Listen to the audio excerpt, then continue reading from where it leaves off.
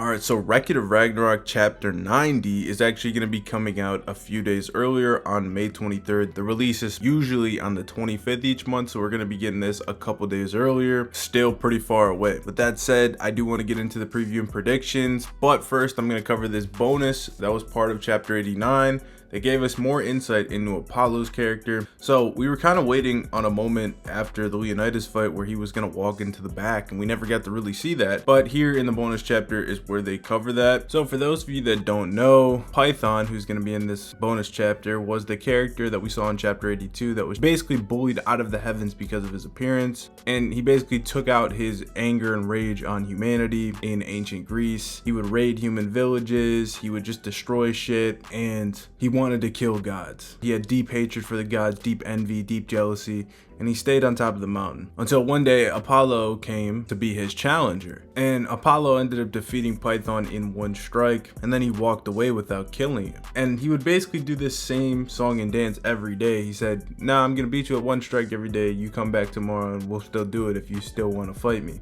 Until one day Python was crawling on his hands and knees, writhing in pain, cursing Apollo, saying, I won't lose again. How can I lose against someone like you? He was mocking Apollo, talking about beauty. He says, look at my hideous appearance. What's so beautiful about this? And Apollo said, your beauty is what you are now. You fight against yourself and fight with your burning soul. That's beautiful. Python was like, you don't know what you're talking about. Of course you'd say something like that. And Apollo says, I know, because I myself am equal to you. There's no difference between me and you. And this was when we got all that knowledge about Apollo's journey to rising through the ranks as a god, how he worked extremely hard for all the things that he's the god of: boxing, archery. With blood and effort, he took hold of his own destiny. And he basically big broed Python, explaining to him that the ones who truly know themselves know and trust their own beauty. Know yourself.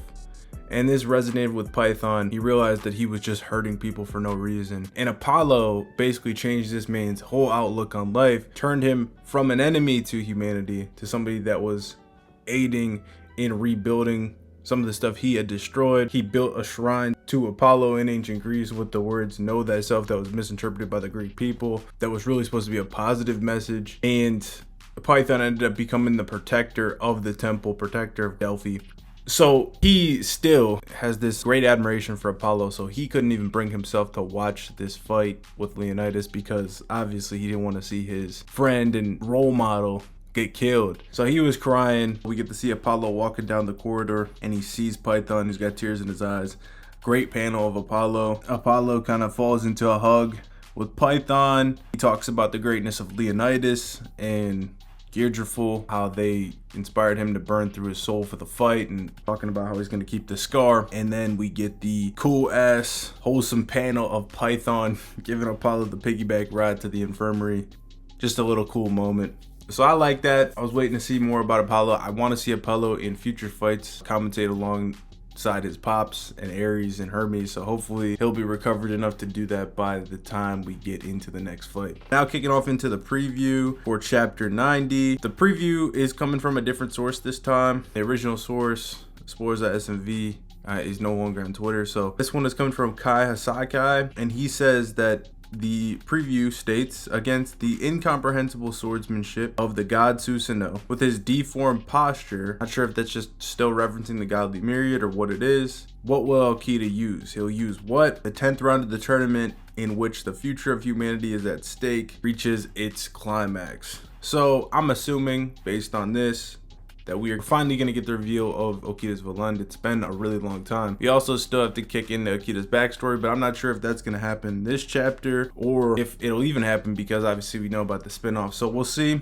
Hopefully this is more action based, because we just got the basically all backstory chapter of Susanoo, the last one. So this one should be a lot of combat, villain reveal, Valkyrie reveal, and I expect Susanoo to win the early stages of this chapter, probably get his get back on Okita for the first slash, get his own slash in Okita, which prompts him to kick into high gear. Maybe he pulls out the second katana as well. So I'm really looking forward to that. As I've said and I've made known, I really love this fight so far. And honestly, after 89, it's like, Susanoo is such a cool character with his humility to respect humans, to learn from humans as a godly being, something that's very unique. It really kind of begs the question, who are you supposed to root for in this fight? And I don't know. It seems because of numbers, Okita probably should win, probably has to win, given that the gods already have 5 wins and there's only 2 more wins to potentially get them to the series clinching 7. The reason I say that is because I expect characters like Loki to win out of sheer importance to the story.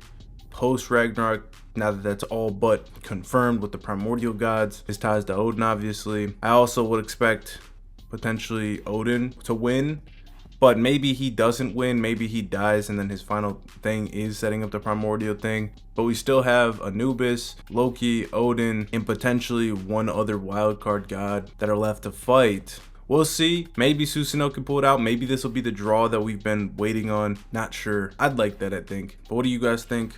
Are you guys excited for chapter 90 of Record of Ragnarok? 90 chapters, man. Closing on that 100. Can't wait to see what happens in that one. But I'll catch you guys with all the Record of Ragnarok content going forward. Peace.